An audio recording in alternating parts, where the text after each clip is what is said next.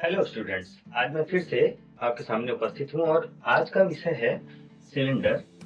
उसका surface area कैसे निकालते हैं।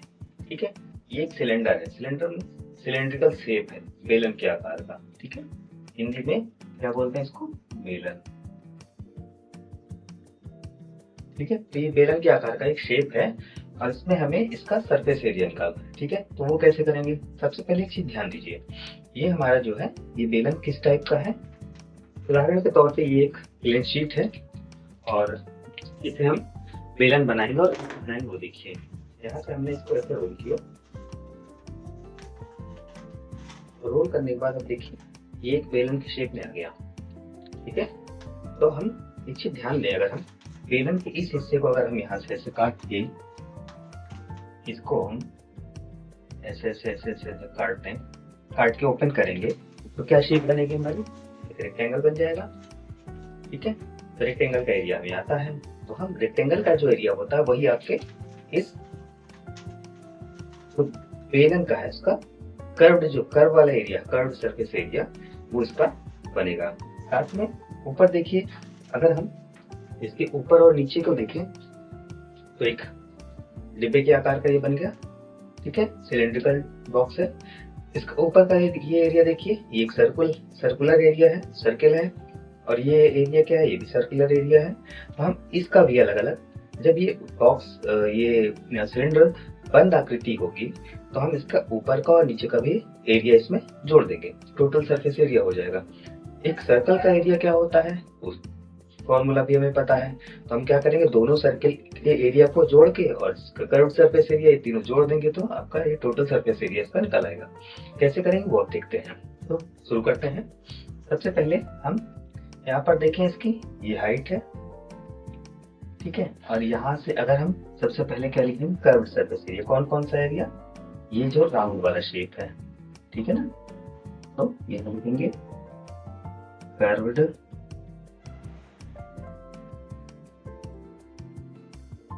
Surface area. ठीक है, तो कर्व सरफेस एरिया हमारा क्या बन रहा है? हमने भी इसको शीट को काट के ओपन किया तो क्या बना? एक रेक्टेंगल बना। किस शेप में बना? रेक्टेंगल के शेप में। ये इसकी हाइट मान लेंगे हम और ये इसका एल। ठीक है, तो हम इसी की लंबाई ले लेंगे। तो हम सबसे पहले तो क्या लिखेंगे, इसका एल इंटू एच। अब ये जो एल बनेगा ये क्या है? ये हमारा, जब हम इसको राउंड करेंगे तो क्या बन जाएगा? सिलेंड्रिकल शेप बनेगा। ठीक है, सर्किल की तरह से बनेगा। ठीक है, तो हम ये जो एक सर्किल जो होता है उसका ये जो लेंथ होता है इसको हम किससे नापने हैं? सरकमफ्रेंस से। ठीक है, इसको हिंदी में क्या बोलते हैं? परिधि। ये क्या है? इसकी परिधि है। ये परिधि क्या बन जाती है? हमारी लंबाई। हम इसकी जगह क्या लिख सकते हैं? परिधि का फॉर्मूला, परिधि बराबर क्या होता है? 2 पाई आर, यानी पाई गुणे व्यास। व्यास कितना होता है? 2r होता है, ये भी हमें पता है। हमने पाई लिखा, 2r लिखा और h लिखा। ये हमारा क्या है? सरकमफ्रेंस, परिधि, यानी ये लंबाई। ठीक है, तो हमारा फॉर्मूला क्या बन गया? 2 पाई r h। ठीक है, r क्या होगा? इसका रेडियस, 2 पाई यानी इसका डायमीटर। ठीक है, तो हम ये सबसे पहले कर्व सरफेस एरिया हमने निकाला क्या? 2 पाई r h, ये एक फॉर्मूला बन गया। अब हम ऊपर और इसके नीचे के बॉक्स, बेस और अपर पार्ट के बाद बात करते हैं, तो उसका एरिया निकालेंगे तो सर्कुलर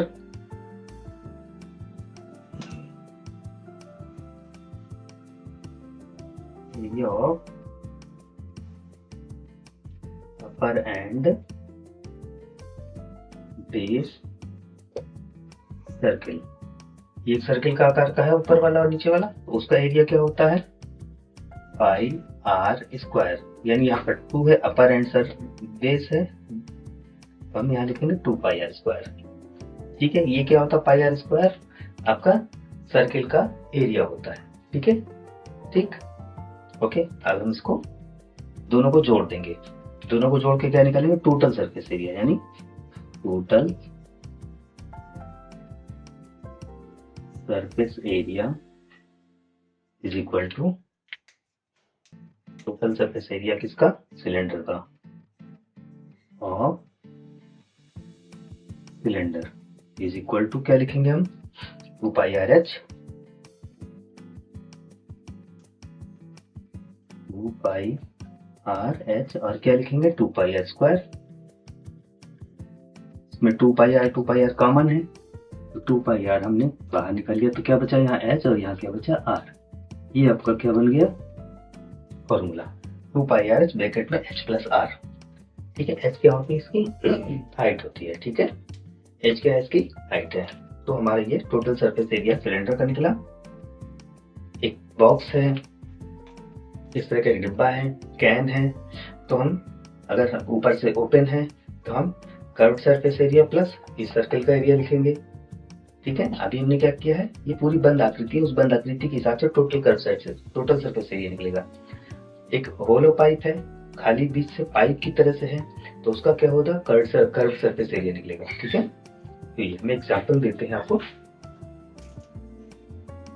एक एग्जाम्पल करेंगे और एग्जाम्पल से और चीजों को समझेंगे। तो एग्जाम्पल एक लेते हैं, पहले एग्जाम्पल है find the total surface area of A pipe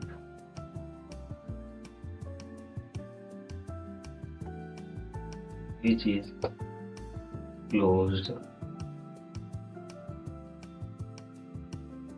with both sides and the diameter of pipe is 14 centimeter and height is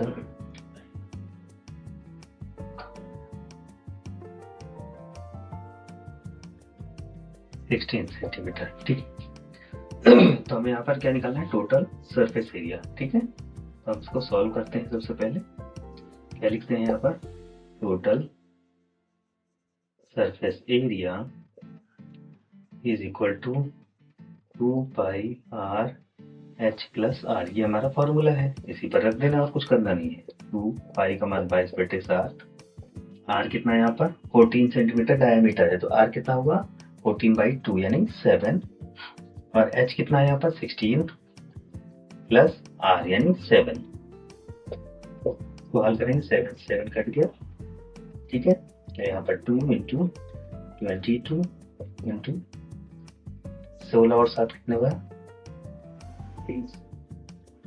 ठीक है, जब इसको गुणा करेंगे तो 22 इंटू 46, इसका हमने इसमें गुणा किया, थोड़ा आसान हो जाएगा हमारे लिए।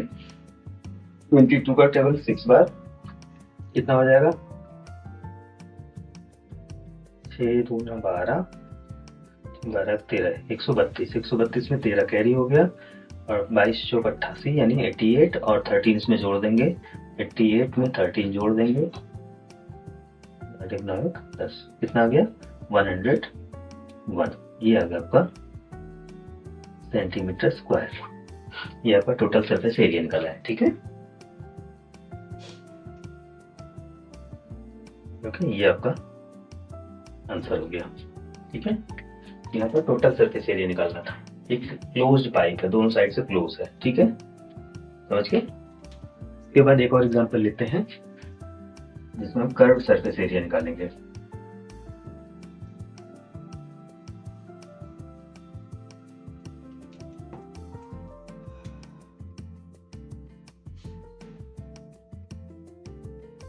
Find the curved surface area of a pipe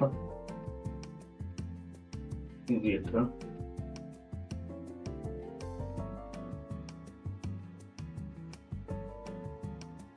21 centimeter diameter and height is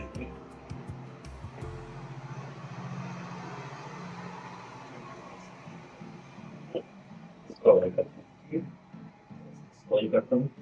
हमने क्या निकालना है यहाँ पर, कर्व्ड सरफेस एरिया। क्या निकालना है, curved surface area. Curved surface area का क्या फॉर्मूला होता है,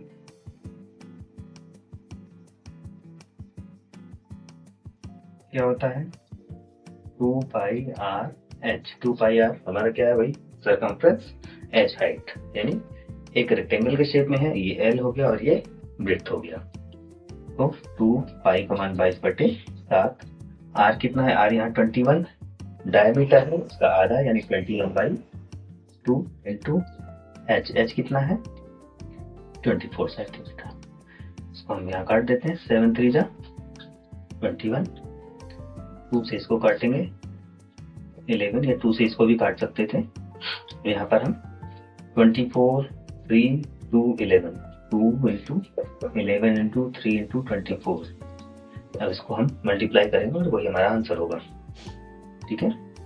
तो सबसे पहले हम 24 को 3 में गुणा कर, 2 में गुणा कर, 24 को 3 में गुणा करते हैं और यहाँ 22 ये आ जाएगा, 22 इंटू 3 4 जा 12 और 3 2 जा 6 और 1 7। अब इसका आपस में गुणा कर देंगे, 22 2 जा 44, 4 गई, 22 7 जा 154 में 4 जोड़ेंगे तो 158 आ गया सेंटीमीटर स्क्वायर। ये आपका आंसर हो गया, समझ गए। कुछ नहीं करना है, सिर्फ फॉर्मूला पे रखना है और आपका सरफेस एरिया निकल जाएगा, ठीक है। एक और एग्जांपल देखते हैं, उसके बाद हम आपको एक्सरसाइज दे देंगे।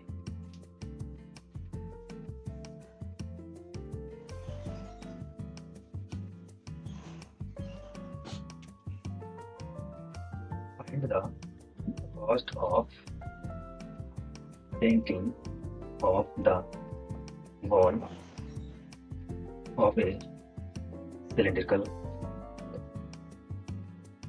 drum.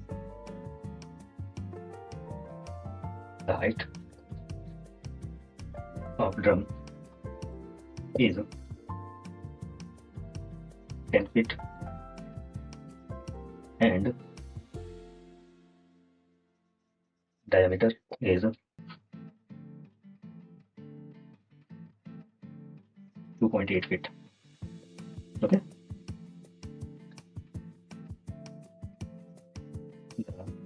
The rate of painting is 15 rupees per feet square. ठीक है, इसको हम सॉल्व करते हैं। सिलेंड्रिकल ड्रम है, ऊपर का बॉक्स खुला हुआ है, नीचे उसका बेस होगा। पेंट करेंगे तो हम कहाँ तक करेंगे, पूरे में करेंगे, सिर्फ ऊपर की ढक्कन को छोड़कर, ठीक है। तो हम यहाँ पर इसको करते हैं, कैसे निकलेंगे, the surface area of drum. Drum का सरफेस एरिया क्या होगा, कर्व्ड सरफेस एरिया, और नीचे एक सर्कुलर बेस है उसका सरफेस एरिया, ऊपर का हम नहीं करेंगे, ठीक है। तो कर्व्ड सरफेस एरिया क्या होगा इसका हमारा, 2 पाई आर एच, और बेस का है तो पाई आर स्क्वायर उसका एरिया, ठीक है। ये फॉर्मूला है इसका। इसके बाद हम इसमें देखेंगे 2 इंटू पाई यानी 22/7, आर कितना होगा हमारा 2.8 डिवाइडेड बाई 2, इसका आधा, इंटू एच। एच कितना है इसका, हाइट कितना दिया हुआ है 10 फीट, प्लस यहाँ पर क्या पाई आर स्क्वायर यानी 22/7 गुणे 2.8 इंटू 2.8, ठीक है, पाई आर स्क्वायर। तो हम इसको हल करते हैं, 7 से ये कट जाएगा, 7 4 जा 28, 0.2 आ गया, 0.4 आ गया, 2 से ये 2 कट गया। यहाँ पर देखिए 7 4 जा 28, 0.4 यहाँ पर, ठीक है। अब इसको हल करते हैं, यहाँ पर क्या हो जाएगा 22 इंटू यहाँ पर 10 का गुणा हो जाएगा, कितना हो जाएगा 4, प्लस यहाँ पर 22 इंटू 4 जा 32, 4 2 जा 8 और 3 11, हमारा दशमलव कहाँ लगेगा, यहाँ पे 1 दे गई, यहाँ तो 1.12। अब इसमें चाहो तो 22 कॉमन ले लो पहले, इसको जोड़ देंगे तो कितना आ जाएगा 5.12, इसका गुणा करना है आप सीधे। 22 दूना 44, 22 करना 22 और 2 24, कैरी 2,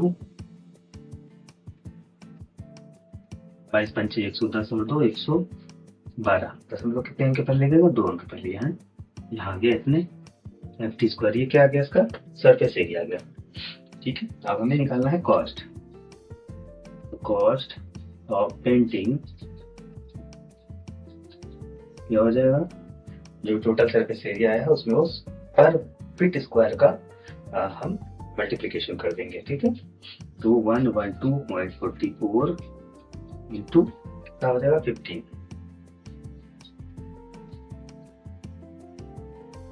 15 4 जा 60, 15 4 जा 60 और 6 66, 15 2 जा 30 और 6 36, 3 15 1 जा 15 3 15, 15 1 जा 15 1 16। कितने रुपीज? ये आपका आंसर होगा। कितना कॉस्ट आया? 1686 रुपीज 60 पैसे। ठीक है, तो इस तरह से ये सवाल हम हल करेंगे। ठीक है, थैंक यू सो मच।